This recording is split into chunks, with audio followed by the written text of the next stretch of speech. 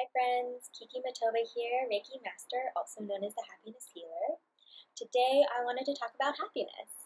So, as I was studying and researching about happiness, I came across this really great psychologist named Robert Holden. And so he's been working on the study of happiness for a couple of decades.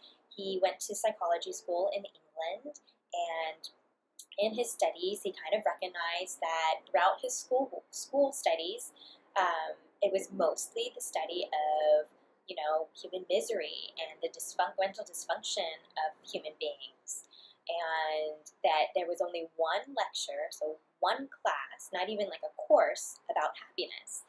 And sadly, they kind of defined happiness as delusion, and so it was kind of odd and strange that that's how psychology schools were prioritizing or deprioritizing happiness. So that wasn't even on the radar. They're just kind of focusing on people's mental disabilities, and I don't think that that's probably very healthy.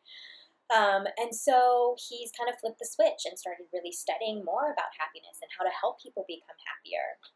And recent studies have shown that people really do value happiness. They wish it for their families and their loved ones and their friends and themselves. And it seems that we as humans are just always striving for happiness. So we're looking for that job that's going to make us happy. We're looking for that relationship that's going to make us happy. And so we're kind of striving outside of ourselves to find and discover true happiness. He also kind of broke things down and discovered that there are three major myths to happiness. So one being that to be happy is to create certain life circumstances. And they have found that 50% of happiness is genetic, so people are predisposed to happiness. And 40% of happiness is choices that we make. And 10% of happiness is the life circumstances. And so, we could get a raise at our work, and it'll make us happy and feel happy for a period of time, but then shortly after that, we will go back to that average state of happiness that we as an individual tend to vibe at. So yeah, it's really important. We can shift our happiness by making great choices in our lives, by taking responsibility for creating our reality, and that has a huge impact on our happiness levels. Myth 2 was that being rich would make us happy. And so they studied millionaires and they interviewed and got some statistics, and they discovered that a third of millionaires, yes, are happier. A third of millionaires are average, so not any happier than the average person, not any unhappier. And then a third of millionaires are actually really unhappy. So, they've worked so hard to gain all of this material wealth, and yet they still feel very unsatisfied and dissatisfied with life. And so money cannot buy you happiness. That is definitely very true. And then the third myth was that being in the right relationship would make you happy. And again, it's like searching for happiness outside of ourselves, and it's not true at all.